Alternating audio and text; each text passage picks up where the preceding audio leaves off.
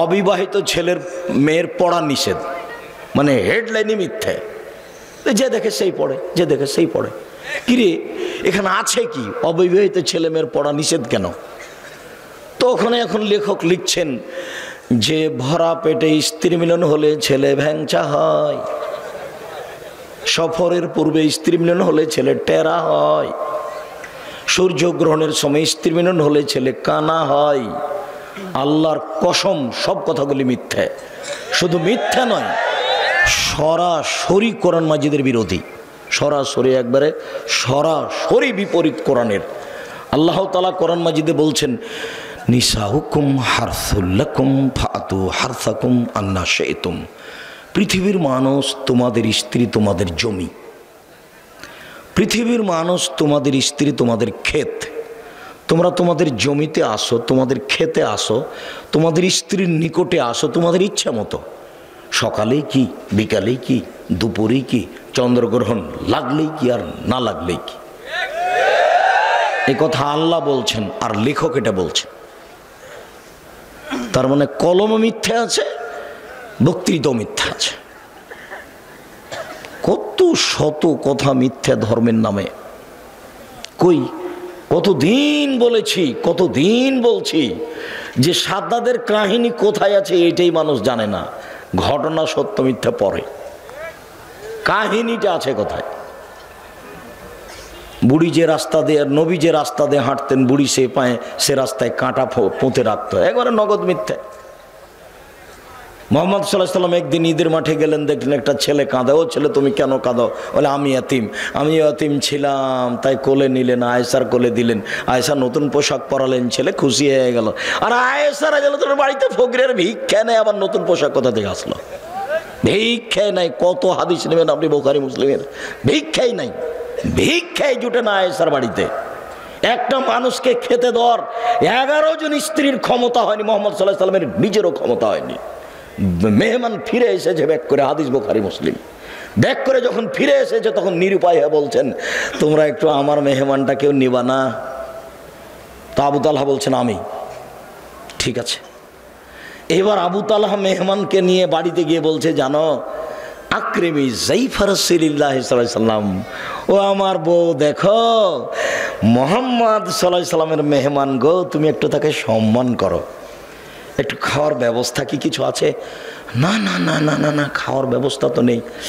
ছেলে মেয়েদের জন্য একটু খাদ্য জানিয়ে ছেলে মেয়ে বেঁচে থাকবে। আচ্ছা ঠিক আছে, ওটা রেডি করো। দিয়ে ছেলে মেয়েকে ঘুমিয়ে দাও, বাতি নিভিয়ে দাও, মেহমানের জন্য খানা পানি রেডি করো। খানা পানি রেডি করার পরে মেহমানকে ডেকে তার স্ত্রী বলছেন যে আমি একটু ল্যাম্পটা ঠিক করতে গেলাম, আর ঠিক করানো এটা ভান একটা, এরকম করতে করতে নিভিয়ে দিয়েছেন। তখন মেহমান বুঝলো যে আসলে মনে হয় নিভিয়ে গেল। তো তখন আর স্বামী স্ত্রী নিজে খায়নি, অল্প খাদ্য তো ওইটুকু মেহমান খেয়েছেন। এখন সকালে আবু তালহা রাসূলের কাছে আসছেন, তখন আল্লাহ রাসূল বলছেন আবু তালহা আরে তোমার মেহমানি দেখে আল্লাহ হেসে উঠেছেন, আল্লাহ খুশি হয়েছেন। হাদিস বুখারী মুসলিম। মানে আম গাছে জাম ধরতে পারে, ধরে না। হুজুর ভুল বুঝেছেন। হুজুর মনে করেছেন যে আব্দুর রাজ্জাক সাহেব মনে হয় নিজের কথা বললেন, তাই হুজুর বলছেন যিনি 10 লক্ষ হাদিসের হাফেজ তিনিও চ্যালেঞ্জ দিতে পারেন না, আর আব্দুর রাজ্জাক সাহেব চ্যালেঞ্জ দেন। হুজুর ভুল বুঝেছেন। আমি যখন বলেছি বুখারী মুসলিম, তখন বলেছি আম গাছে জাম ধরতে পারে, ধরে না। অমাবস্যার রাতে চাঁদ উঠতে পারে, উঠে না। সুঁয়ের ছিদ্র দিয়ে লাঙ্গলের ফল ঢুকতে পারে, ঢোকে না। সুঁয়ের ছিদ্র দিয়ে লাঙ্গলের ফল ঢুকে যেতে পারে, আম গাছে জাম ধরে যেতে পারে, অমাবস্যার রাতে চাঁদ উঠে যেতে পারে, এগুলো ঘটে যেতে পারে। আমি আব্দুর রাজ্জাক বিন ইউসুফ যে কথা বললাম, এই কথাতে কেউ চেষ্টা করলে, কিয়ামত পর্যন্ত চেষ্টা করলে সরিষা ঢোকানো যাবে না। যা বলছি তাই থাকবে, তার নাম বুখারী মুসলিম। হুজুর বুঝতেই পারেননি। হুজুর মনে করেছেন যে বিরোধিতা করলে মনে হয় সফলতা অর্জন করা যাবে। জি না, আল্লাহর কসম আমি কোনোদিন কারো বিরোধিতা করিনি। কেউ কেউ আমাকে বলছে যে অমুক অমুকের একটু আপনি নাম নেন না কেন? তা আমি বলছি যেই মওলানা মানুষের বিরুদ্ধে ফেসবুকে ইউটিউবে কথা লিখতে পারে তাকে আবার আমি আলেম মনে করে তার নাম নিয়ে কথা বলবো? আমি আব্দুর রাজ্জাক এত ঘৃণিত কাজ কোনোদিন করিনি, করব না। আর আপনার মতো লোক আব্দুর রাজ্জাক বিন ইউসুফের দিন রাত বদনাম করলে সরিষার সমান আসে যায় না। ফয়সালা কোথায় আছে? উপরে। যেই কথাটা পরে বলতাম সে কথাটা আপনাকে এখনই বলে রাখি, আল্লাহর কসম আমি একজন নিঃস্ব মানুষ। আমার না বংশের ক্ষমতা আছে না আমার অর্থের ক্ষমতা আছে। আমি এত নিঃস্ব মানুষ যে কচুর পাতার পানির মতো, কচুর পাতার উপরে যে পানি আছে টলমল টলমল করে, তেমন আমি। যে কোনো সময় আপনি আমার উপরে ক্ষমতা প্রয়োগ করতে পারেন। আমার মনে বড় স্বাদ, এ দেশের মাটিতে আমি উন্নত মানের প্রতিষ্ঠান গড়বই গড়ব, ইনশাল্লাহ গড়বই গড়ব। আজকে বক্তৃতা দিচ্ছি, বক্তৃতার জগৎ দিয়ে ধর্ম চিরদিন টিকানো যাবে না। কেন? এখন আবু তাহের বর্ধমানীও নেই, আবদুল্লাহ বিন ফজল রাহিমাহুল্লাহও নেই, আব্দুস সাত্তার ত্রিশালী সাহেবও নেই, আবদুল্লাহ বিন কাজেমও নেই, দুরুল হুদা আইয়ুবিও নেই। তার মানে কয়দিন পরে আমরাও থাকবো না। তাহলে এই লাইনে আসার জন্য পথ কি? এই লাইনে আসার জন্য পথ প্রতিষ্ঠান, মাদ্রাসা। কথা বুঝতে পারলেন না মনে হয়? আপনাকে প্রাধান্য প্রতিষ্ঠানকে দিতে হবে, এ কথাই ঠিক। জানি না আপনার বাড়ির পাশে কোনোদিন গেছেন কি না। আমার বাড়ি চাঁপাই নবাবগঞ্জ, রাজশাহী। ওখানে এসে আপনার এখানে আমি প্রতিষ্ঠান গড়ি 14 থেকে 16 বিঘা জমির ওপরে। এদেশের সবচেয়ে বড় প্রতিষ্ঠান, 600 প্রায় ছেলে, প্রায় 400 মেয়ে, বাংলাদেশের বিভিন্ন জেলার 1000 ছেলে মেয়ে এখানে থাকা আবাসিক প্রায় সব। আর 1250 ছেলে থাকে ডাঙ্গিপাড়া পবা রাজশাহী, 715 জন মেয়ে থাকে ডাঙ্গিপাড়া পবা রাজশাহী, 2957 জন ছেলে মেয়ে আবাসিক পড়াশোনা করে, প্রায় 156 জন শিক্ষক শিক্ষিকা কর্মচারী, 17 লক্ষ টাকা বেতন লাগে। আমি নিঃস্ব মানুষ। আপনি কোনোদিন গেছেন? আপনার তোর বাড়ি কালনি, কি দেখাতে চাচ্ছেন আপনি আমাকে? বাউল হিসেব, আপনার লজ্জা থাকা উচিত। আপনি জাননি কেন? কি মনে করেন আপনি? আপনাকে আমি কখনো ভালোবাসি না, এখনো ভালোবাসি না। আপনার টাকা দিয়ে ডাঙ্গিপাড়া জামিয়া সালাফে চালাতে হবে, কথা আমি বলিনি। আপনার অন্তরটা তার উপরে খুশি হবে, দেখতে যাবেন, ভালো লাগবে, এটা চেয়েছি। আরে টাকা কে দিবে? তো উপরওয়ালা জানে। টাকা কে দিবে? উপরওয়ালা জানে। 535 জন অসহায় ছেলে মেয়ে পড়াশোনা করে, তার 115 জনই এতিম। 535 জন ছেলে মেয়ের টাকা পয়সা, খাওয়ার ভার এদেশের লোকজন বহন করে। কালনিরা কেউ আছে কিনা সেটা আমি জানি না। 535 জন ছেলে মেয়ের খাওয়া ভার এদেশের লোক বহন করে, তার মধ্যে 115 জন শুধুই এতিম। দেখেছেন কালকে আপনার বাড়ির পাশে আছে। আমি এটা দেখতে আসি সুদূর রাজশাহী থেকে। প্রায় 600 ছেলে আছে, প্রায় 400 মেয়ে আছে।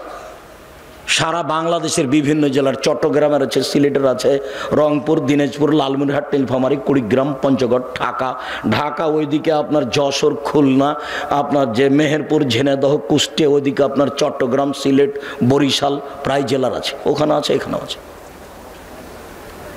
আর আপনি এখান থেকে ওখানে যাওয়ার সুযোগ হয় না আপনার, আর রাস্তার উপরে বাড়ি করে বসে আছেন। কি দেখাতে চাচ্ছেন আপনি আমাকে? আপনাকে আমি গত সম্মেলনে বলে জানি যে বাড়ি ভেঙে দিতে হবে, 24 ঘন্টার মধ্যে বাড়ি ভেঙে দিতে হবে। এটা রাসূলের আইন। আল্লাহ নবী বলেছেন যে এখানে রাস্তার সমস্যা হয়েছে, এখানে ডবল রাস্তা হবে। আমি বলিনি বেটা, আল্লাহ নবী বলেছেন 24 ঘন্টার মধ্যে বাড়ি ভেঙে দিতে হবে। ভাঙবো না, ভাঙিয়েন না, ভাঙিয়েন না, রাস্তার উপরে করেন, তাতে আসে কি যায়? আমি বলছি মুহাম্মদ সাল্লাল্লাহু আলাইহি ওয়াসাল্লাম বলেছেন। কথা বুঝতে পারেননি? আপনি মানলেই কি আর না মানলেই কি?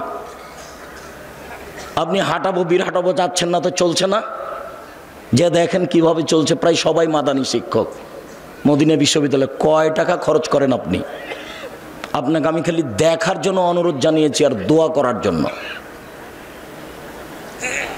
আল্লাহর উপরে ভরসা করে কাজ করবেন, দিনের জন্য কিছু করেন, প্রতিষ্ঠান গড়েন। হাঁটাবো, বীর হাঁটাবো যেতে হবে, এ কথা আমি বলিনি। কাল নীতি করেন, প্রতিষ্ঠান গড়েই ছেলে মেয়ে তৈরি করতে হবে, তারাই জাতির সামনে কথা বলবে। আমি আব্দুর রাজ্জাক বিন ইউসুফ কওমি খারেজি মাদ্রাসার ছাত্র। 1976 সালে আমার পড়া শুরু হয়, আর 88 আগস্টের 20 তারিখ রোজ বুধবার বিকাল 3টে থেকে আমি শিক্ষক। আমি সর্বপ্রথম 1996 সালে ঢাকায় এসেছিলাম 88 আগস্টে, কিন্তু বিতর্কিত বৈঠকে আমি এসেছিলাম 1996 সালে। ঢাকার বংশালের কোনো এক বাড়ির তিনতলায় বৈঠক হয়েছিল। সেদিন বৈঠকের সভাপতি ছিলেন আবু তাহের বর্ধমানী। কথার ফাঁকে ফাঁকে আমি দাঁড়াই কথা বলার জন্য, তখন আবু তাহের বর্ধমানী বলছেন, এই ছেলে তুমি বসো। আমি বৈঠক শেষে বলেছিলাম, জনাব আপনার কথাই যদি চূড়ান্ত হয় তাহলে এই বৈঠক কোনোদিন কল্যাণ আনতে পারে না। এক পর্যায়ে উনি বলেছিলেন গোলালু খেতে হবে, তার প্রমাণ কোথায়? তখন আব্দুল সাত্তার ত্রিশালী বলেছিলেন ভাত খেতে হবে, তার দলিল কোথায়? কথা ঠিকই আছে। তখন আবু তাহের বর্ধমানী বলছেন, চুপ থাক বেয়াদব। এই ভাষাটা উল্লেখ করলেন, পরিবেশ 1 মিনিট থমথমে হয়ে গেল। আমি বললাম, আপনার কথা যদি শেষ কথা হয় তাহলে বৈঠক কল্যাণ আনতে পারে না। তখন আমাকে বলছেন, এই ছেলে তুমি কালকে আমার সাথে দেখা করবা বংশাল বড় মসজিদে। পরের দিন আমি গেলাম। আমার ছাত্র জীবন থেকেই আমি এই গতিতে, ছাত্র জীবন শেষ হলেই আমি কোনো দিন কাউকে মেপে কথা বলিনি, এই জন্য যে আমি নিজের কথা কোনো সময় বলি না। আপনার 24 ঘন্টা রাস্তা ভেঙে দিতে হবে, এটা আমার নিজের কথা নয়। মুহাম্মদ সাল্লাল্লাহু আলাইহি সাল্লাম বলেছেন, যেখানে রাস্তা নিয়ে গন্ডগোল হবে, যাতায়াতের সমস্যা হবে, সেটা কি করতে হবে? ডবল করতে হবে। মুহাম্মদ সাল্লাল্লাহু আলাইহি সাল্লাম বলেছেন, এই লোকটা জান্নাতে চলে গেছে, জান্নাতে চলে গেছে। কেন? রাস্তায় একটা গাছ পড়েছিল, কেটে সরিয়ে দিয়েছে, এই জন্য। হাদিস বুখারী মুসলিম। মুহাম্মদ সাল্লাল্লাহু আলাইহি সাল্লাম বলেছেন, আফজালুল ঈমান লা ইলাহা ইল্লাল্লাহ, সবচেয়ে দামি বড় ঈমান হলো লা ইলাহা ইল্লাল্লাহ, সবচেয়ে ছোট ঈমান হলো ইমাতাতুল আযানিত তারিক, রাস্তা থেকে কষ্টদায়ক জিনিস সরিয়ে দেওয়া, রাস্তার সুবিধা করে দেওয়া। ওইও জান্নাতে যাবে, এও জান্নাতে যাবে, সবচেয়ে ছোটটা। হাদিস বুখারী মুসলিমের কথা মুহাম্মদ সাল্লাল্লাহু আলাইহি সাল্লাম বলেন। আমি অনুবাদক, কারো ক্ষমতা থাকলে অনুবাদে ভুল ধরার চেষ্টা করতে পারে, অন্য কোনো দিকে যাওয়ার কোনো সুযোগ নাই, কোনো পথ নাই, মন খারাপ করার কোনো পথ নাই। আপনাকে আমি হিসাবই করি না, কেননা আমি তো আমার কথা বলিনি, মুহাম্মদ সাল্লাল্লাহু আলাইহি সাল্লামের কথা বলেছেন, তাই বলছি। আপনাকে দাঁড়াতে হলে মুহাম্মদ সাল্লাল্লাহু আলাইহি সাল্লামের মুখামুখি দাঁড়াতে হবে। আমি বলেছি যখন 24 ঘন্টার মধ্যে সব ছবি মূর্তি ভেঙে দিতে হবে, তখন আমি বলেছি আমি 2 নম্বর আসামি। 1 নম্বর আসামি কে? মুহাম্মদ সাল্লাল্লাহু আলাইহি সাল্লাম। তার যদি ফাঁসি হয় তাহলে আমার আজীবন জেল হবে। আমি মুসলিম চিররণবীর, মরণকে করি না ভয়, মরলে শহীদ বাঁচলে গাজী, আমার উভয় সমান, মরাও যতটুকু বেঁচে থাকা ততটুকু, মরলে জান্নাতি বাঁচলেও জানা। আমি কোনোদিন হিংসা করিনি। আমি 1 নম্বর আসামি নই, আমি 2 নম্বর আসামি। 1 নম্বর আসামি কে? মুহাম্মদ সাল্লাল্লাহু আলাইহি সাল্লাম। জেল, ফাঁসি দিয়ে দেন তার। মরা মানুষের ফাঁসি ঘোষণা হয়, হাইকোর্টে ফাঁসি ঘোষণা দিয়ে দিতে হবে। মুহাম্মদ সাল্লাল্লাহু আলাইহি সাল্লামের ফাঁসি ঘোষণা দিলাম, আমি জজ।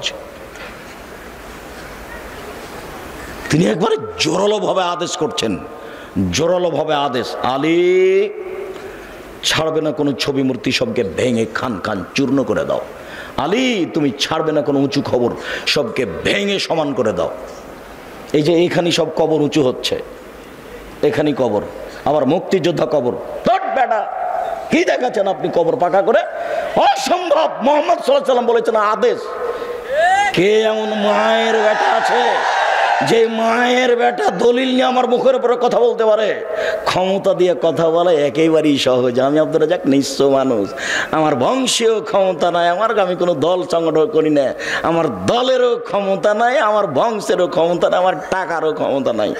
যে কোনো সময় আপনি প্রতিশোধ নিতে পারেন, প্রতিশোধ নিতে সমস্যা হবে না।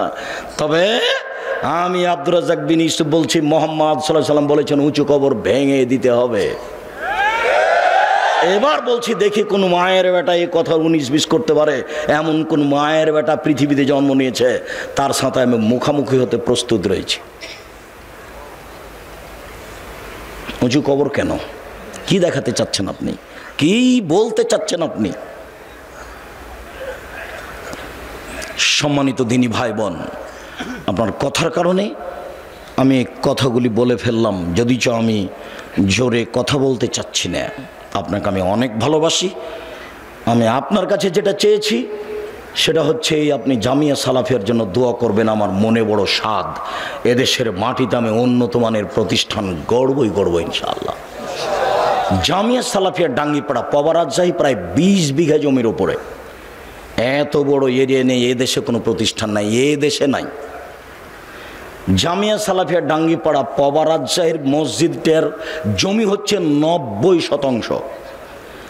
3000 মুসল্লি একসাথে সালাত আদায় করতে পারবে। একতলা কমপ্লিট হয়ে গেছে, প্রায় কমপ্লিটই 2 তলার কাজ আরম্ভ হয়েছে।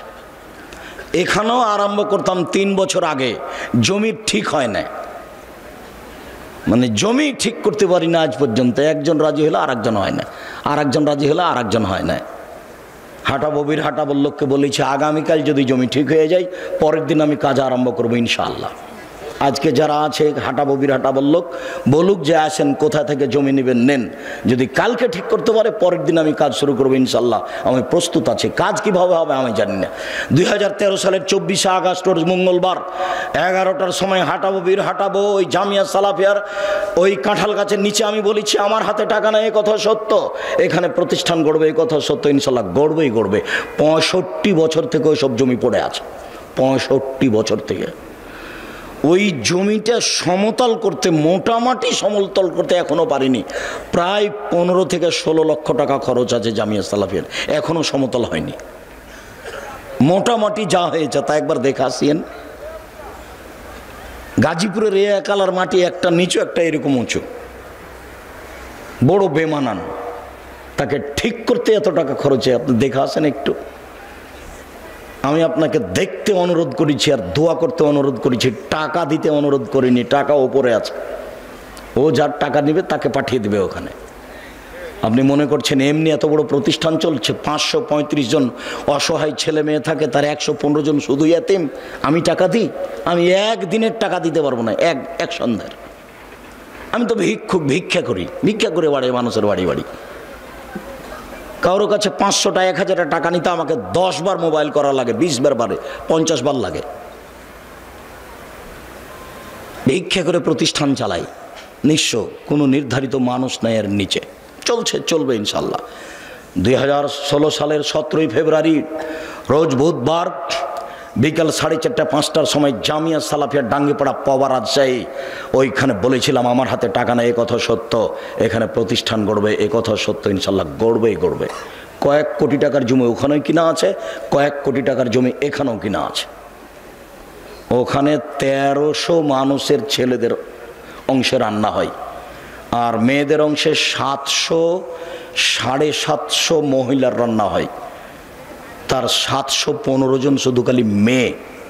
3টে করে গার্ড আছে ওখানে, 6 জন গার্ডের, এখানে 2 জন গার্ড আছে। আপনি সহজে এমনি ঢুকতে পারবেন না। এখানে যান, এখন যান, দেখে আসেন, আপনি এমনি ঢুকতে পারবেন না। কোনোদিন তো দেখারও আপনার সাথ জাগে না। কথাটা বলেই রাখি, এদেশের শীর্ষস্থানীয় আলেম ওলামা বক্তব্য দিবেন এই মার্চের 5-6, বৃহস্পতিবার শুক্রবার, সামনের বৃহস্পতিবার শুক্রবারের পরের বৃহস্পতিবার শুক্রবার। আপনি মুরব্বী মানুষ, আপনাকে আমি অনুরোধ জানাচ্ছি আপনি ওখানে যাবেন। দেশের শীর্ষস্থানীয় বড় বড় আলেম ওলামা কথা বলবেন। আকরামুজ্জামান বিন আব্দুস সালাম তার মধ্যে একজন। আমি এখানে যেটা বারবার বলতে চাচ্ছি সেটা আমি আপনার দোয়ার ভিখারি। খালি আপনি বলবেন আল্লাহ আব্দুর রাজ্জাক সাহেব যে কাজ করছে এটা তুমি কবুল করো। আমি সেদিনও বলেছিলাম খালি উপরের কবুলিয়ত, উপরে কবুল হয়ে গেলে এগুলো সহজ। আর আমি আমার ব্যাপারে যেটা বলি যে আমি আপনাদের টাকা পয়সা ক্ষতি করি না, আমি নিজে খাই না। এখানে কালকে যাবেন, এখানে একটা ভাউচার ফাইল আছে, যখন আমি খেয়েছি তখনকার টাকা দেওয়া আছে। দেখবেন এই ছেলে দেখি, হিসাব রক্ষক দেখি, তোমার ভাউচার ফাইলটা দেখি আব্দুর রাজ্জাক সাহেবের ফাইল আছে কিনা। এখানে বোর্ডিং সুপার আছে, হিসাব রক্ষক আছে, ওখানে 2-3 জন হিসাব রক্ষক আছে, বোর্ডিং সুপার আছে, 156 জন শিক্ষক শিক্ষিকা কর্মচারী, 156 জন। আর মাসিক আল ইতেসাম পত্রিকার মুফতি 10 জন। এদেশের আর একটা পত্রিকা বের করেন যার এই অবস্থা আছে, খালি মুফতি 10 জন। মাসিক আল ইতেসাম পত্রিকার প্রতি মাসে বৈঠক বসে। তার গত শনিবার রবিবার বৈঠক হয়েছে কি সোমবার, আমার দিনটা এখন মনে নাই, তবে এই সপ্তাহতেই 15 জন মানুষ কর্মচারী আছে, শিক্ষক আছেন। ওই মাসিকা লিতিসাম পত্রিকার পিছনে 50টা প্রশ্নের উত্তর আছে, 50টা। আমি চেষ্টা চালাচ্ছি যাতে করে আমাদের পরবর্তীতে আবার আলে ওলমা জন্ম নেই যারা শিক্ষা দিতে পারবে। আব্দুল আলিম মাদানী এখানকার প্রিন্সিপাল, আমার জীবনের সবচেয়ে মেধাবী ছাত্র। আমি কোনোদিন তাকে পিটাতে পারিনি, এছাড়া যত আছে সবাইকে কম বেশি পিটালছে, সে যেই হোক। কিছুদিন আগে যে প্রিন্সিপাল ছিল হাসেম, আর এখন আপনার এই দারুস সুন্নাহ মিরপুর ঢাকা আব্দুল নূর মাদানী, ওকে কবে কবে পিটালছি। তবে এরা মেধাবী সব। মুশফিক, যে এখন মুশফিকুর রহমান নাজিরা বাজারের শিক্ষক, প্রায় যারাকে পড়িয়েছি তারা এখন একটা মাঠে কাজ করছে। ইমামউদ্দিন বিন আব্দুল বাসির অনেক দিনের ছাত্র, মুজাফফর অনেক দিনের ছাত্র। তবে এদের মধ্যে সবচেয়ে মেধাবী এখন যে প্রিন্সিপাল আব্দুল আলিম মাদানী, এ আমার সামনে কোনোদিন ভুল পড়েছে তা আমার জানা নাই। আর পড়াতে একটু 19-20 হলে আমি কাউকে কোনোদিন ছাড় দিইনি, একবারে পিটাতে পিটাতে ক্লাসে ঘাল করে দিয়েছি। 19-20 একটা শব্দের 19-20 চলবে না, যেইভাবে শব্দ আছে ওইভাবে পড়ে দিতে হবে। এই গতিতেই আছি, খালি একটু দোয়া করবেন। দোয়ার ভিখারি মহান আল্লাহ বলেন, ওমাই ইয়াতাওয়াক্কাল আলাল্লাহ, যে ব্যক্তি আল্লাহর উপরে ভরসা করবে আল্লাহ তার জন্য যথেষ্ট। শুআয়ব আলাইহিস সালাম বলেন, ওমা তৌফিকি ইল্লা বিল্লাহ, আল্লাহ ছাড়া আমার কোনো শক্তি নাই। আলাইহি তাওয়াক্কালতু ওয়া ইলাইহি উনীব, আমি আল্লাহর উপরেই ভরসা রাখি, তার নিকটেই ফিরে যাব। মহান আল্লাহ বলেন আমাদের নবীকে, ফায়জা আযামতা ফাতাওয়াক্কাল আলাল্লাহ, মুহাম্মদ সাল্লাল্লাহু আলাইহি সাল্লাম, আপনি যখন কোনো কাজের সিদ্ধান্ত নেবেন তখন আপনি আল্লাহর উপরে ভরসা রাখুন। ইন্নাল্লাহা ইউহিব্বুল মুতাওয়াক্কিলিন, নিশ্চয় আল্লাহর উপরে ভরসা রাখে যে তাকে আল্লাহ ভালোবাসেন। বড় বড় পরহেজগার মানুষের আল্লাহ ভরসা, 2-1 নবী রাসূলের আল্লাহ ভরসা। আজকে আপনার জন্য আল্লাহ ভরসা। এই ছেলে, ওখানে দাঁড়িয়ে আছো কেন? তুমি কি দেখাশোনা করছো? যারা এখানে পাশ দিয়ে হাঁটছে তারা হাঁটছে কেন? তোমরা একটু দেখতে পাও না? আর যেখানে মহিলা আছে সেখানে কথা বলে কেন? তুমি একটু খেয়াল করতে পারো না? যাও দেখো। আর আপনি আমার দিনী বোন, দয়া করে কথা বলিয়েন না। আপনার এটা স্বামীর বাড়ি নয়, এটা আপনার বাপের বাড়িও না। আপনার একটা লজ্জা থাকা দরকার। আব্দুর রাজ্জাক বিন ইউসুফ কথা বলছেন, আপনি কথা বলেন কোন লজ্জায়? কেউ যদি আপনার মাথার উপর দিয়ে গায়ের উপর দিয়ে চলে যায় তবু আপনি মুখ খুলবেন না, চুপ থেকে যান একবারে। পাথরের মতো থাকেন আর কান আমার দিকে লাগিয়ে থাকে। কিছু উপকার করবই ইনশাআল্লাহ। আজকে বাড়ি থেকে বের হয়েছেন কিভাবে? বাড়ি থেকে বের হবেন কিভাবে? রাসূল সাল্লাল্লাহু আলাইহি ওয়াসাল্লাম বলছেন, বিসমিল্লাহি তাওয়াক্কালতু আলাল্লাহ লা হাওলা ওয়ালা কুওয়াতা ইল্লা বিল্লাহ। এ দেখেন, বিসমিল্লাহি তাওয়াক্কালতু আলাল্লাহ, আমি আল্লাহর নামে বাড়ি থেকে বের হচ্ছি, তারই উপরে ভরসা করি। আমার চলা থেমে যাওয়া আল্লাহর শক্তিতেই হয়। চলতে পারি ওরই শক্তিতেই, থেমে যাই তারই শক্তিতেই। বিসমিল্লাহি তাওয়াক্কালতু আলাল্লাহ লা হাওলা ওয়ালা কুওয়াতা ইল্লা বিল্লাহ। মনে থাকবে না? আজ থেকে বাড়ি থেকে বের হলে এটা ব্যবহার করবেন, বক্তব্যের সঙ্গে মুনাফিকি করবেন না। এই ছেলে, আরেকজনের গায়ে হাত দিয়ে আছো কেন? রেডি হও, ঘুম আসে, একটু প্রস্তুতি নাও। আমার অল্প সময় কথা, আমি নিজেই ক্লান্ত, উপস্থিত হতে চাইনি। আসলে উসমান ভাই, মোশাররফ এরা খুব জোর করে উপস্থিত করেছে। তাদেরও ভালো হোক, তারা একটা ভালো কাজের জন্য চাপ দিয়ে নিয়ে এসেছে। দয়া করে আপনি অপ্রস্তুত অবস্থায় থাকবেন না। আর যখনই কোনো কাজ করতে চাইবেন, ছেলে বলল আব্বু একটা কলম আনিয়েন, তখন আপনি কি বলবেন? ইনশাআল্লাহ। আনবো এ কথা বলে থেমে যাবেন না। আনবো এই কথা বলে যদি থেমে যান তাহলে কলম কিনে আনার দায়িত্ব আপনি নিলেন, আর যদি আপনি বলেন ইনশাআল্লাহ, তাহলে কলম কিনে আনার দায়িত্ব কার উপরে চাপিয়ে দিলেন? আল্লাহর উপরে। হোক আর না হোক, লাভও নাই লসও নাই, হলে ভালো না হলে ভালো। আমি তো কাজ কার উপরে চাপিয়ে দিয়েছি? উপরে উপরে আমি বলেছি ইনশাআল্লাহ। আর যদি আপনি বলেন ঠিক আছে আনবো, তাহলে কাজ উপর নিজের উপরে নিয়ে নিলেন, নাও হতে পারে। সুলাইমান আলাইহিস সালামকে আল্লাহ ঠেকিয়ে দিয়েছেন। সুলাইমান আলাইহিস সালাম বলেন আমরা 100 জন বউ, সবার কাছে যাব, সব ছেলে জন্ম নেবে, সবাই হবে যোদ্ধা, যুদ্ধ করে দেশ দখল করব। তুমি ইনশাআল্লাহ বলেননি। একটাও স্ত্রী সন্তান দিল না, একজন দিলে তো অর্ধঙ্গ অচল। তখন আল্লাহ বলছেন সুলাইমান ক্ষমতা দিয়ে কাজ হবে না, ইনশাআল্লাহ বলতে হতো। কাজ আমার উপরে চাপায়, কাজ আমার উপরে চাপায়। আপনাকে বলছি, এখন আপনাকে বলছি, উপস্থিত বৈঠকের মুসলিম বোন, কথা বলছো কেন? চুপ থাকো। উপস্থিত বৈঠকের মুসলিম বোন, আপনাকে বলছি, এদিকে খেয়াল করেন, আপনাকেই বলছি। কোনো কাজ করতে গেলে স্বামী একটা কাজ আপনাকে করতে বললো যে এই কাজটা করো, আমি আসছি, তা আপনি কি বলবেন? ইনশাআল্লাহ। বুঝতে পারলেন না মনে হয়? আপনি মহিলা মানুষ, এখনো গল্প করছেন নাকি? কি বলবেন? ইনশাআল্লাহ। স্বামী বলছেন তুমি এই কাজটা করো, আমি যাচ্ছি, তখন আপনি কি বলবেন? ইনশাআল্লাহ। তাহলে কাজটা আর একজনের উপরে চাপিয়ে দেওয়া হলো। দেখেন নবীগণের আল্লাহ ভরসা। ইব্রাহিম জি মূর্তি কে ভেঙেছে? আরে আমাকে বলছেন কেন? ওই যে বড়জন কুড়াল ঘাড়ে করে আছে, তাকেই বলেন। ও কি কথা বলতে পারে? তুমি তো আমাদের ব্যঙ্গ করছো দেখছি। এই যুবকেরা কে আছো? গর্ত খনন করো, খড়ি জমা করো, আগুন লাগিয়ে দাও, একে ফেলে দাও। ইব্রাহিম আলাইহিস সালাম নিঃস্ব মানুষ, দলও নেই, সংগঠনও নেই, বংশও নেই, কিছুই নেই, একেবারে কোনো কিছু করার ক্ষমতা নেই, একেবারে কিছুই নেই, সাথেও কেউ নাই। এই যুবকরা গর্ত খনন করো, খড়ি জমা করো, আগুন লাগিয়ে দেখে ফেলে দাও। ধরে ফেলে দিল, কোনো ক্ষমতা নাই তার, নিঃস্ব মানুষ। যখন ফেলে দেওয়া হলো তখন বলছেন হাসবুনাল্লাহু ওয়া নি'মাল ওয়াকিল, আল্লাহ আমার জন্য যথেষ্ট, তিনি সুন্দর কাজ করেন।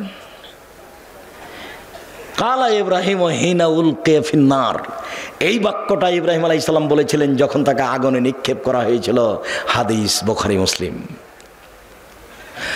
হাসবুনাল্লাহু ওয়া নি'মাল ওয়াকিল, বিপদে পড়ে গেছেন, শত্রু মুখামুখি, কি বলবেন? হাসবুনাল্লাহু নি'মাল ওয়াকিল।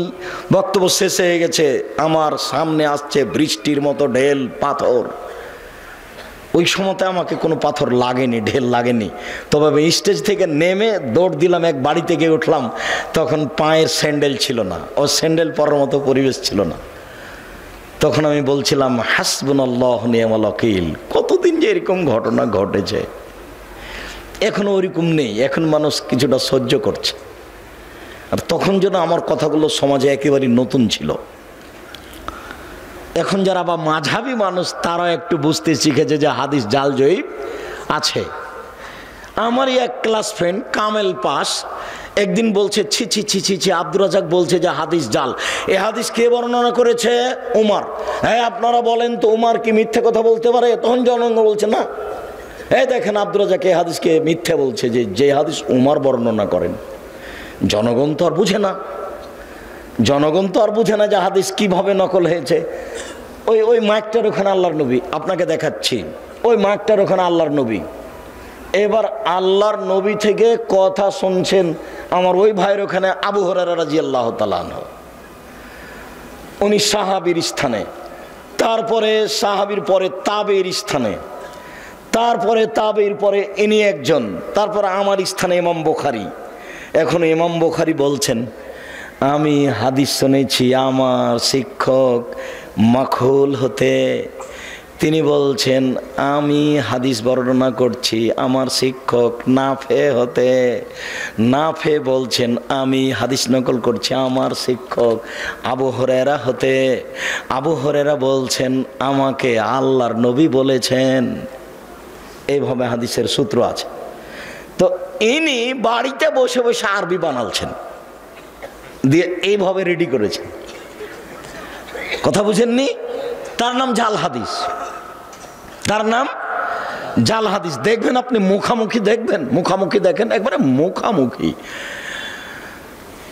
বেশ কিছু হাদিস আছে, দাড়ি চাঁচা যাবে না, ছোট করা যাবে না, দাড়ি বড় করো। নবীগণের বৈশিষ্ট্য 10টি, পৃথিবীর সকল নবীর বৈশিষ্ট্য 10টি।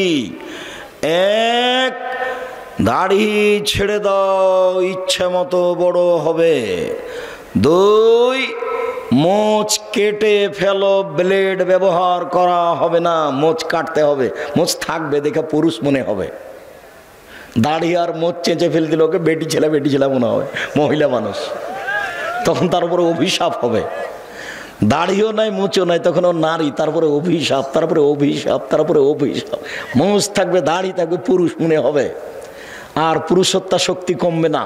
তখন নারী বুঝতে পারবে, ওই বোকা মহিলা তো বুঝেনি, তাই দাড়িকে খারাপ মনে করছে।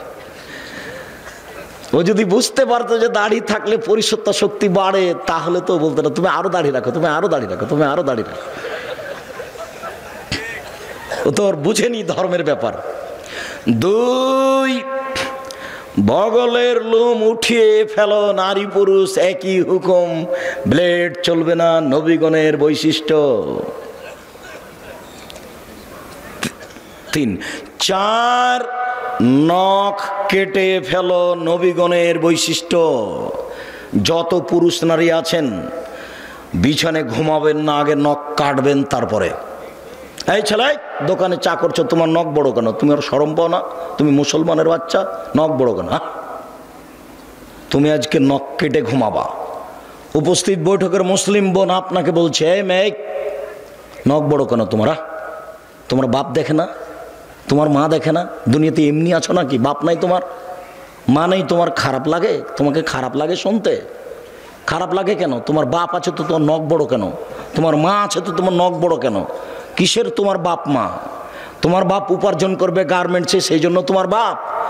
আর তোমার মা তেল বেশি করে দিয়ে ভাত রান্না করে দিবে তরকারি, সেই জন্য ও মা না। রান্না করতে কাজের মেয়েও পারে, কাজের মেয়ে বলতে পারে না এই নখ কাটো, তোমার মা বলতে পারে এই নখ কাটো। এই মেয়ে, তোমাকে বলছি, তুমি যদি নখ রেখে ঘুমাও, তুমি আমার বক্তব্যের সাথে মুনাফিকি করেছ। এই মেয়ে, তুমি যদি আজ রাতে নখ রেখে ঘুমাও, তুমি আমার বক্তব্যের সাথে মুনাফিকি করেছ। তোমার এখানে বক্তব্য শুনতে আসা ঠিক হয়নি, তুমি আমার বক্তব্যের সাথে মুনাফিকি করো না। নিচের লোম পরিষ্কার করতে হবে, ঊর্ধ্বে টাইম 40 দিন, পুরুষ নারী একই হুকুম। ব্লেড ব্যবহার করা যাবে না, এ কথা মিথ্যা। যা দিয়ে সম্ভব, যেভাবে সহজ, সেভাবেই পরিষ্কার করবে, নারী পুরুষ একই হুকুম। যেটা বলতে যাচ্ছিলাম, একাধিক সহিহ হাদিস, দাড়ি ছেড়ে দিতে হবে। তিরমিজিতে একটা হাদিস আছে, জাল হাদিস, আল্লাহর নবী তার দাড়ির 2 পাশ থেকে এবং সামনে থেকে কেটে ছোট করতেন। ওটাও হাদিস, এটাও হাদিস। বুঝাতে পারলাম না? আমি কি বুঝাচ্ছি তা বলতে পারেনি, বুঝতে পারেননি মনে হয়। তার মানে দাড়ি রেখে দিতে হবে, ওটা বুখারী মুসলিমের সহিহ হাদিস। আর দাড়ি কেটে ফেলতে হবে, নবীও কাটতেন, এটা কোন হাদিস? জাল হাদিস। এটা মানুষে বসে বসে বানালছে, বুঝতে পারলেন না? মুহাম্মদ সাল্লাল্লাহু আলাইহি সাল্লাম বলেন, মহিলার দিকে লক্ষ্য করা যাবে না। আল্লাহর নবী হঠাৎ যদি কোনো মহিলার উপরে চোখ পড়ে যায়, তাহলে কি করব? তখন আল্লাহর নবী বললেন, তুমি তোমার মুখটা তার থেকে সরিয়ে নিবা। তার মানে টিভির পর্দার দিকে তাকিয়ে তার খবর শোনা যাবে না। কোনো মানুষ যদি টিভিতে খবর শুনতে চায়, তাহলে তাকে এইভাবে বসতে হবে। রং মাখানো পতিতালয়ের মেয়ে টিভির পর্দাতে এসে বক্তব্য দিচ্ছে, আপনি তার দিকে চোখ রেখে আছেন, তখন আপনি পরহেজগার? ছি ছি ছি ছি, একটু লজ্জা লাগে না? একটু শরম হয় না? একটু হায়া লাগে না? বেটা তাহাজ্জুদ পড়ে, মাথায় টুপি দিয়ে থাকে, একটু শরম করা দরকার। খারাপ লাগছে, খারাপ লাগবে কেন? বসেন কেন, বসবেন কেন? আপনি বলেন যে আমি খুব ভালো মানুষ, বলেন দেখি, বলেন আপনি ভালো মানুষ, আপনি বলেন দেখি। রাসূল সাল্লাল্লাহু আলাইহি সাল্লাম বলছেন 3 শ্রেণীর মানুষ জান্নাতে, জাহান্নামে যাবে না, ও জান্নাতে যাবেই যাবে। তার 1 শ্রেণীর মানুষ হচ্ছে বেগানা নারী, অপর নারীকে দেখে চক্ষু নিচু করে, যে সে জান্নাতে যাবে। আমি বলিনি, মুহাম্মদ সাল্লাল্লাহু আলাইহি সাল্লাম বলেছেন 1 শ্রেণীর মানুষকে আমি জান্নাতে নিয়ে যাব। কিভাবে নিয়ে যাবো সেটা আমার ব্যাপার। সেই পুরুষ যারা অপর নারীকে দেখে চক্ষু নিচু করে। তাহলে একাধিক সহিহ হাদিস নারীর দিকে দেখা যাবে না। আর একটা হাদিস আছে, আল্লাহর নবী বলছেন কেউ যদি সুন্দরী মেয়ের দিকে তাকায় তাহলে চোখের পাওয়ার বেড়ে যাবে। হাদিস জাল, এদেশে একটা বই পাওয়া যায়, বক্তা শ্রোতার পরিচয়, দেখুন কিনে দেখুন, ওটাও হাদিস এটাও হাদিস। মুহাম্মদ সাল্লাল্লাহু আলাইহি সাল্লাম বলেন সালাতের সালাম হচ্ছে, সালাত শেষ হচ্ছে আসসালামু আলাইকুম রাহমাতুল্লাহ, আসসালামু আলাইকুম রাহমাতুল্লাহ। আবু দাউদে একটি হাদিস আছে, সালামের বৈঠকে বসে বায়ু ছেড়ে দিলেই সালাম হয়ে যাবে। আসসালামু আলাইকুম রাহমাতুল্লাহ, আসসালামু আলাইকুম বলা লাগবে না। মানুষের বানানো প্রায় 3 লক্ষ হাদিস আছে। আমি আব্দুর রাজ্জাক বিন ইউসুফ 10,000 হাদিস রেখেছি আপনাকে দেখানোর জন্য। টাকার গায়ে লেখা আছে চাহিবা মাত্র ইহার বাহককে দিতে বাধ্য থাকিবে। আমি আব্দুর রাজ্জাক বিন ইউসুফ 10,000 জাল জয়ীফ হাদিস আপনাকে দেখানোর জন্য প্রস্তুত রয়েছি। হাদিস যে জাল হয় তার আপনাকে 2-1টা দেখালাম। ফাজাইলে আমল বইয়ে লেখা আছে যে আদম আলাইহিস সালাম ভারত থেকে 60,000 বার হজ করতে গেছেন, তাহলে তার বয়স হতে হবে 60,000 বছর। একেবারে নগদ মিথ্যে।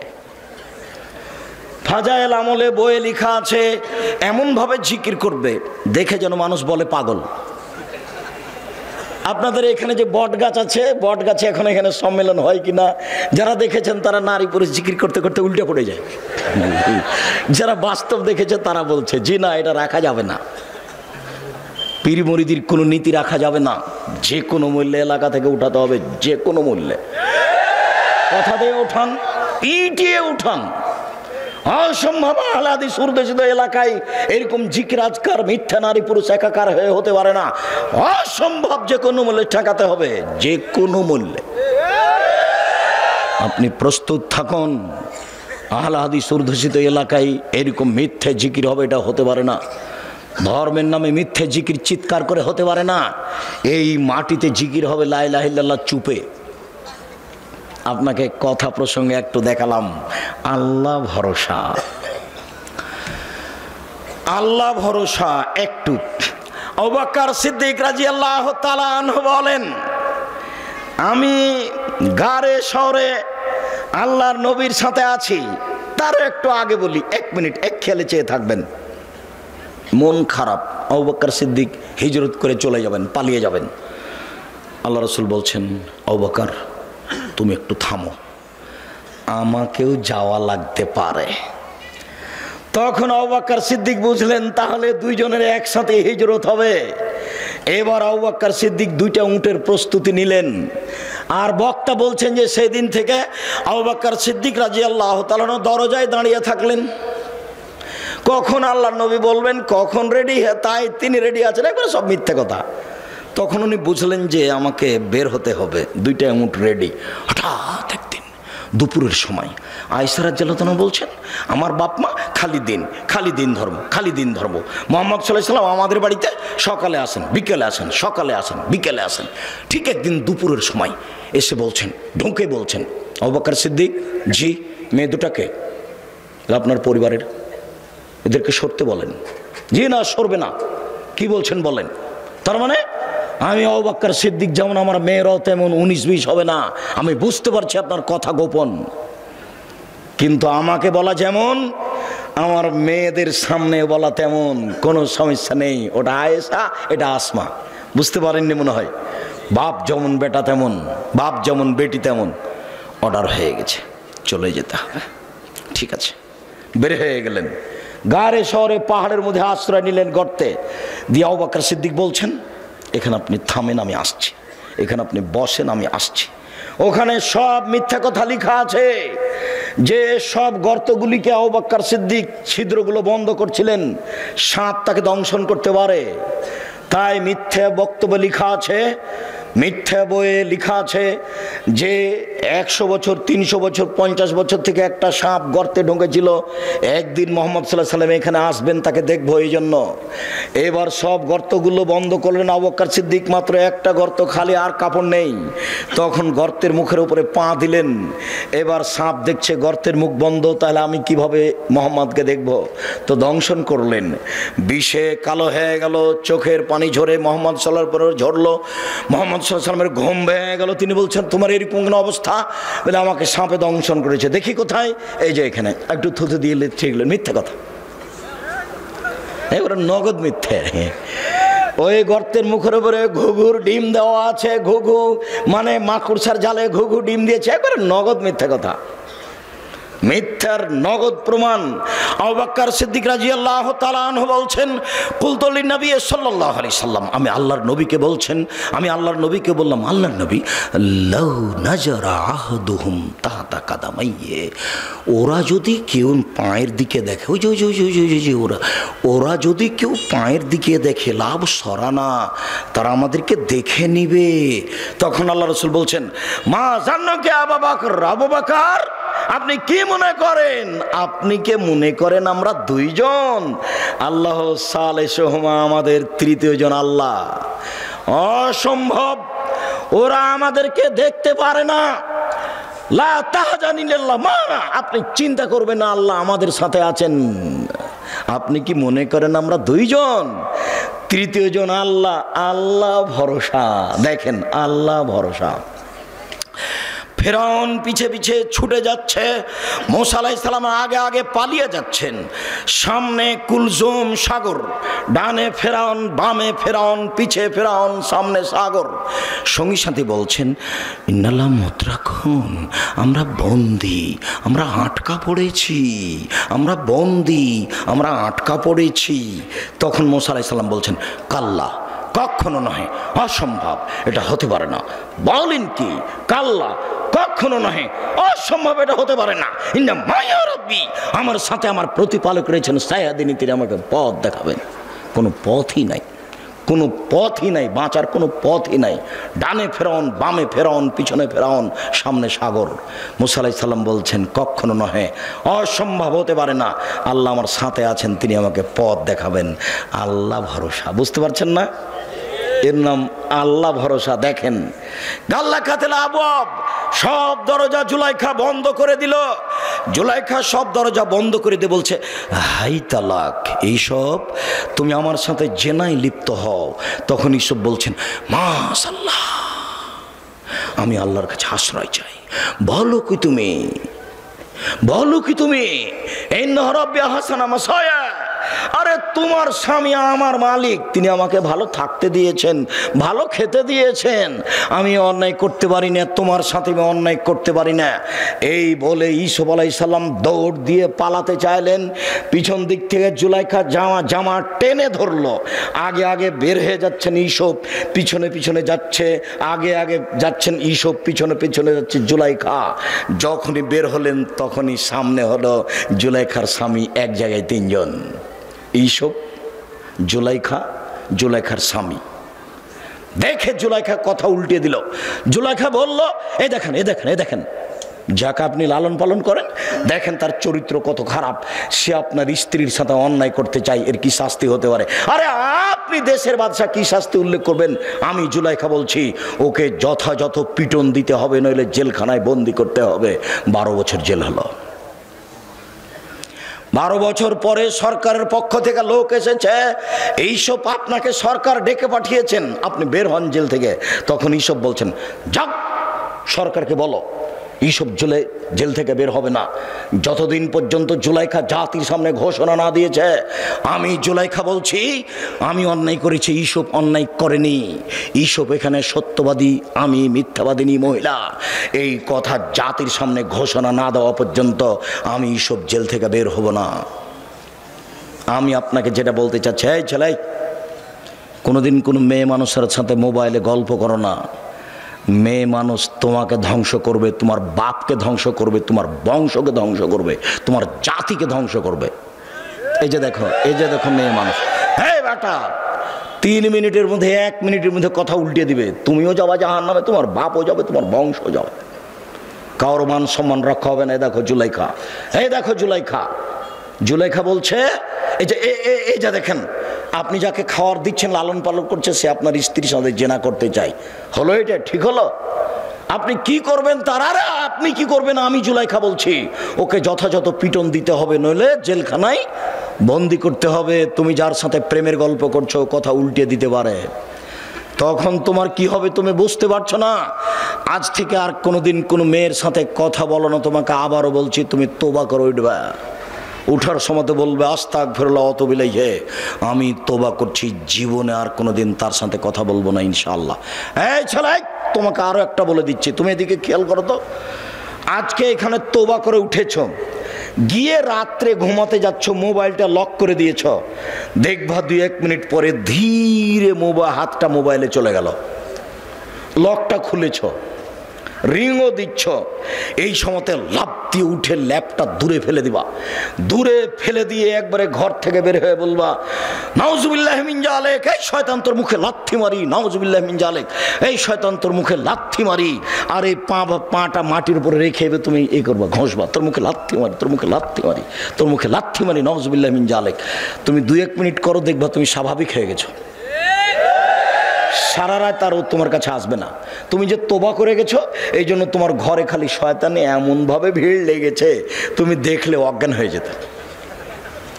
শয়তানের কাজ ইহুদির কাছে নেই। শয়তান জানে যে ইহুদি জাহান্নামে যাবে। শয়তানের কাজ খ্রিস্টানের কাছে নাই। শয়তান জানে যে খ্রিস্টান জান্নাতে যাবে। শয়তানের কাছে হিন্দুদের কাছে নাই। শয়তান জানে যে ওরা জাহান্নামে যাবে। স্কুল কলেজ থেকে শয়তান চলে এসেছে কেন? যুবক যুবতীর উরু রানের উপরে মাথা দিয়ে বসে আছে। তখন শয়তান বলছে তাহলে আমি আর কি করবো, আমি তো এটা করাতাম, তো ওরাই যখন করছে তখন আমি যাই, তো এখন আমি যাব কোথায়? যে বলেছে আর কোনোদিন প্রেমের গল্প করব না তোর সাথে, তোবা করছি, আমার কাছে ওখানে, তোকে আজকে রাত্রে ঠগাবো, তোকে আমি দেখে ছেড়ে দেবো। এই কথা তোমার সাথে বাজি লেগেছে ইবলিস। এই বেটা, তোর সাথে বাজি লেগেছে ইবলিস। এই ছেলে, তোমার সাথে বাজি লেগেছে ইবলিস। যখন ইবলিসকে আল্লাহ বলেন এই আদমকে সিজদা করলি না কেন, তখন ইবলিস বলছে আমি সিজদা করব মানে? আদম মাটির তৈরি, আমি আগুনের তৈরি, তাকে কেন সিজদা করব? তখন আল্লাহ বলছেন সর এখান থেকে, সর, দূর হ। তখন ইবলিস বলছে হ্যাঁ দূর হয়ে যাব, তবে আমাকে একটা ক্ষমতা দিতে হবে। কি? আজীবন বেঁচে থাকবো। ঠিক আছে, দিলাম। আর একটা, আদমের ছেলে মেয়েকে দেখে ছেড়ে দেবো কিভাবে জান্নাতে যায়। আমি যাব জাহান্নামে আর ওরা যাবে জান্নাতে, আমি ওদের দেখে ছেড়ে দেবো কিভাবে জান্নাতে যায়। তাহলে কথোপকথন মুখামুখি কার সাথে হচ্ছে? আল্লাহর সাথে। কার? ইবলিসের। ইবলিস আল্লাহর সাথে চুক্তি করেছে তোমাকে দেখে ছেড়ে দিয়ে তুমি কেমনে জান্নাতে যাও, যার জন্য তুমি তোবা করার সাথে সাথে তোমার ঘরে এসে ঢুকেছে। আর 1 মিনিট দেখো, 1 মিনিট এদিকে দেখো, এদিকে। আদম জি ফল খাবেন না, যেমন বলেছেন ফল খাবেন না, তেমনি ইবলিস এসে বলছে আমি ভালো মানুষ, আপনি আমার কথা শোনেন, আমি উত্তম পরামর্শদাতা, আমি ভালো মানুষ, আপনি আমার কথা শোনেন। তারপর আর নাই। হাওয়া কি করা যায়? হাওয়া কি করা যায়? তা হাওয়া বলছেন খাও না। তো যখন বলছে তো সে তো ভালো মানুষ, কি করি? আবার চলে এসেছে, আরে আমি ভালো মানুষ, আমার কথা শোনেন, আল্লাহ আপনাকে জান্নাতে রাখবেন না সেই জন্য এই কথা বলেছে, আপনি খান, জান্নাতে থাকবেন, আমি খুব ভালো মানুষ, আমি কল্যাণ কামনা করি, আপনার কল্যাণ কামনা করি। তারপর আর নেই। হাওয়া কি করা যায়? খান না, বলছে তো ভালো মানুষ। এভাবে বলতে বলতে খেয়ে নিয়েছেন। যেমন খেয়েছেন তেমনি আল্লাহ বলছেন আমি নিষেধ করলাম যে নিষেধ করলাম যে আমি। তখন দুইজন মিলে বলছেন, রব্বানা জালামনা আনফুসানা ওয়া ইল্লাম তাগফির লানা ওয়া তারহামনা লানাকুনান্না মিনাল খাসিরিন। হে আমাদের প্রতিপালক, তুমি যদি দয়া না করো, তুমি যদি ক্ষমা না করো, তাহলে আমরা অপরাধীদের অন্তর্ভুক্ত হব। আমরা নিজেদের প্রতি অন্যায় করেছি, তুমি যদি দয়া না করো, তুমি যদি ক্ষমা না করো, তাহলে আমরা পাপীদের অন্তর্ভুক্ত হব। মরা পর্যন্ত দুইজনে কথা বলেছেন, মরা পর্যন্ত। আর সব নিজের ছেলে মেয়েকে বলে গেছেন, আপনাকে বলেছেন। আপনি কি বলবেন? রব্বানা জালামনা আনফুসানা ওয়া ইল্লাম তাগফির লানা ওয়া তারহামনা লানাকুনান্না মিনাল খাসিরিন। কে বলেছেন? আমার বাপ বলেছেন। কে বলেছেন? আপনার বাপ বলেছেন। কে বলেছেন বলেন তো দেখি? আদম আলাইহিস সালাম বলেছেন। অতএব আমাকে আপনাকে বলতে হবে, খুব শয়তান, ও হলো শয়তান। এইবার আপনাকে খালি যদি কথা বলিয়ে দিতে পারে মেয়েটার সাথে, বেটা তোবা কোথায় গেল রে তোর, এই বেটা তোর তোবা কোথায় গেল, ঠিক করেছিস তুই রে বেটা, তুই কথা বলেছিস, আমি এটা চাচ্ছিলাম, বাস থাকে এবার আমি যাই। যার জন্য একবারে লাথি মারবে তুমি তার মুখের উপর, তোর মুখে লাথি মারি, তোর মুখে লাথি মারি, নাউজুবিল্লাহ মিন জালিক, নাউজুবিল্লাহ মিন জালিক, আস্তাগফিরুল্লাহ ওয়া আতুবু ইলাইহি। আমি তোবা করলাম, আবার এই কথা বলছি কেন? আল্লাহ ভরসা। 2-1 মিনিট, বেশি নয়। এই ছেলে বসো। সম্মানিত দিনী ভাই বোন, এই 2-3টা হাদিস, কয়েক মিনিট। উমর ইবনে খাত্তাব রাদিয়াল্লাহু তাআলা আনহু বলেন, রাসূল সাল্লাল্লাহু আলাইহি সাল্লাম বলেছেন, লাউ আন্নাকুম তাতাওয়াক্কালুনা আলাল্লাহি হাক্কা তাওয়াক্কুলিহি। পৃথিবীর মানুষ, তোমরা যদি সত্য সত্য আল্লাহর উপরে ভরসা করো, লা রাযাকতুম, তাহলে তোমাদের রুজি দেওয়া হবে। কামা ইরযাকুত তায়র, যেমন পাখিকে রুজি দেওয়া হয়। তাকদু খেমাসান, তার হবে তা না।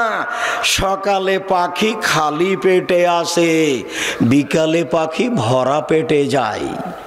পাখি কি গতকালকে খাদ্য জমা করে গেছিল? তা আজকে সকালে খালি পেটে আসেনি, এখন বিকালে কিভাবে যাচ্ছে? ভরা পেটে যাচ্ছে। আল্লাহর নবী বলছেন, তোমরা সত্য সত্য আল্লাহর উপর ভরসা রাখো, পাখিকে যেমন খেতে দেওয়া হয় তোমাকে দেওয়া হবে। আবু হুরায়রা রাদিয়াল্লাহু তাআলা আনহু বলেন, নবী করিম সাল্লাল্লাহু আলাইহি সাল্লাম বলেছেন, আমার উম্মতের 70,000 মানুষ হিসাব ছাড়াই জান্নাতে যাবে। 3টি গুণ আছে যাদের। 1, লায়াস্তার কোনা, যারা ঝাড়ফুঁক করে না। 2, ওয়ালায়াতাতাইয়ারুনা, যারা অশুভ ফল গ্রহণ করে না। কার যে মুখ দেখে আসলাম কাজই হলো না, কোন মহিলার যে মুখ দেখলাম, এর নাম অশুভ ফল গ্রহণ করা। 3, ওয়ালা রাব্বিহিম ইয়াতাওয়াক্কালুন, যারা আল্লাহর উপরে ভরসা করে তারা বিনা হিসাবে জান্নাতে যাবে, কোনো হিসাব নিকাশ নেই। আর একটা কথা, আমাদের নবী মুহাম্মদ সাল্লাল্লাহু আলাইহি সাল্লাম বলেন, ওয়াদানি রাব্বি, আমার প্রতিপালক আমার সাথে ওয়াদা করেছেন, আমার প্রতিপালকের সাথে আমার চুক্তি হয়েছে, আমার প্রতিপালকের সাথে আমার চুক্তি হয়েছে, আমার প্রতিপালকের সাথে আমার চুক্তি হয়েছে, আমার উম্মতের 70,000 মানুষকে তিনি জান্নাতে দিবেন, হিসাব হবে না। তারপরে বলছেন, মাহকুল্লাল মিন সাবুন আলফ, 70,000-এর প্রত্যেক হাজারের সাথে আরও 70,000, 70,000-এর প্রত্যেক হাজারের সাথে আরও 70,000। এরপরে বলছেন, আমার সাথে চুক্তি হয়েছে, সালাসা হাসায়াতিন মিন হাসায়াতি রব্বি, আমার প্রতিপালক জাহান্নাম থেকে 3 অঞ্জলি মানুষ বের করে জান্নাতে দিবেন। আমার প্রতিপালক 3 অঞ্জলি মানুষ জান্নাত থেকে জাহান্নাম থেকে বের করে জান্নাতে দিবেন। আমার প্রতিপালক 3 অঞ্জলি মানুষ জাহান্নাম থেকে বের করে